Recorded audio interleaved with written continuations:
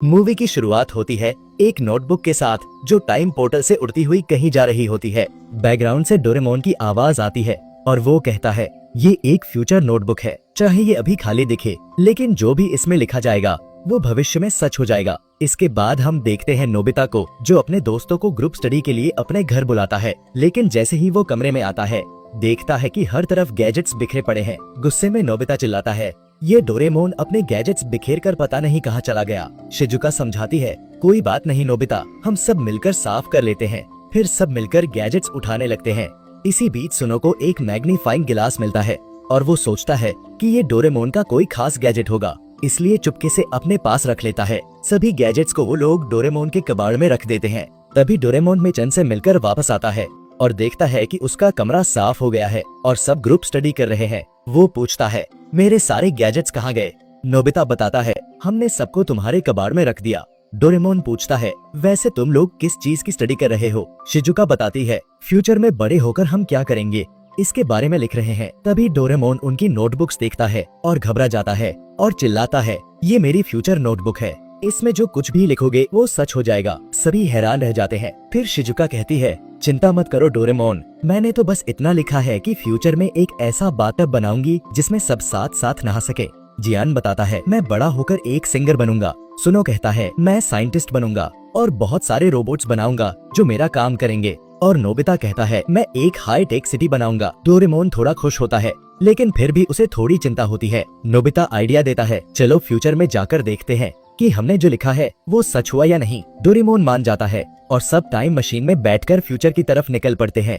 जब वो फ्यूचर पहुंचते हैं तो देखते हैं कि नोबिता के लिखे अनुसार एक हाई टेक सिटी बन गई है, लेकिन जैसे ही और आगे बढ़ते हैं पता चलता है कि ये पूरी सिटी एक नकली आसमान के नीचे है। एक बड़ा बैंकर सुनो एक दरवाजा खोलता है और सब बाहर निकलते हैं, लेकिन बाहर पूरा शहर तबाह हो चुका है। सुनो के बनाए हुए रोबोट्स आउट ऑफ कंट्रोल हो गए हैं और एक दूसरे से लड़ रहे हैं। सभी लोग बैंकर में छिपे हुए हैं। ये सब देखकर डोरेमोन घबरा जाता है और सोचता है कि अगर 21st सेंचुरी में ये हाल है तो 22nd सेंचुरी तो और भी बुरी होगी। सब वापस टाइम मशीन में बैठते हैं और 22nd सेंचुरी जाने की कोशिश करते हैं, लेकिन कुछ गड़बड़ हो जाती है। डोरेमोन का सिस्टम फेल हो जाता है और सब गलती से जुरासिक एरा में पहुंच जाते हैं। टाइम मशीन टूट जाती है और डोरेमोन की बैटरी भी पूरी तरह से खत्म हो जाती है। सिर्फ एक बिग लाइट गैजेट ही बचा होता है जो काम कर रहा होता है। शिजुका सलाह देती है चलो कोई हॉट स्प्रिंग ढूंढते हैं, उसकी थर्मल एनर्जी से डोरेमोन को चार्ज कर सकते हैं। तीनों लोग ढूंढने लगते हैं और आखिरकार वोल्केनो के पास एक हॉट स्प्रिंग मिल जाता है। वहाँ डोरेमोन को डालकर उसकी बैटरी चार्ज करनी शुरू करते हैं। तभी अचानक वोल्केनो फट पड़ता है और सबको डोरेमोन को लेकर वहाँ से भागना पड़ता है। बम्बू कॉप्टर की बैटरी खत्म हो जाती है और सब पेड़ों के बीच गिर जाते हैं। नोबिता को गुस्सा आता है लेकिन तभी उसे एक आइडिया आता है। बिग लाइट से बम्बू कॉप्टर को बड़ा कर देते हैं, विंड एनर्जी पैदा करते हैं और उससे डोरेमोन की बैटरी चार्ज करने लगते हैं। बस चार्ज हो ही रहा होता है कि एक बड़ा डायनासोर उन पर हमला कर देता है।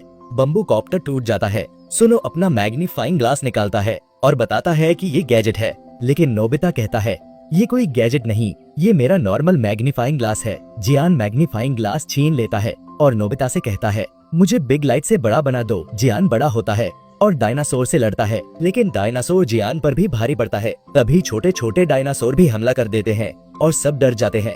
मैग्नीफाइंग ग्लास गिर जाता है और सूरज की किरण उस पर पड़ती है जो सीधा रिफ्लेक्ट होकर डोरेमोन की बैटरी तक जाती है और जल्द ही डोरेमोन की बैटरी फुल चार्ज हो जाती है। डोरेमोन उठते ही सबको रेस्क्यू करता है। एक खास गैजेट से सारे पुराने गैजेट्स वापस लाता है। स्मॉल लाइट से डायनासोर को छोटा करता है और जियान के बाल से एक खास लिक्विड बनाकर मिनी जियान तैयार करता है जो मिलकर बड़े डायनासोर को भगा देते हैं। फिर बिना समय गवाए पोर्टेबल टाइम स्पेस गैजेट का इस्तेमाल करके सबको फ्यूचर में वापस ले जाता है। फ्यूचर में जाकर डोरेमोन अपना टाइम क्लॉथ गैजेट निकालता है और जो भी गलतियाँ फ्यूचर नोटबुक में लिखी गई थी उन्हें रिवर्स कर देता है और पूरा फ्यूचर फिर से सेफ हो जाता है। आखिर में नोबिता की मॉम सबके लिए डोरा केक लाती हैं और डोरेमोन खुशी से बड़ा डोरा केक खा जाता है और इसी खुशी के साथ कहानी यहीं खत्म होती है। तो दोस्तों ये था डोरेमोन के एक सीक्रेट मूवी नोबिता के मेरे नोट, जो कि 1994 में रिलीज हुई थी जापान में। अगर ये वीडियो आपको अच्छा लगा है तो वीडियो को लाइक कर देना।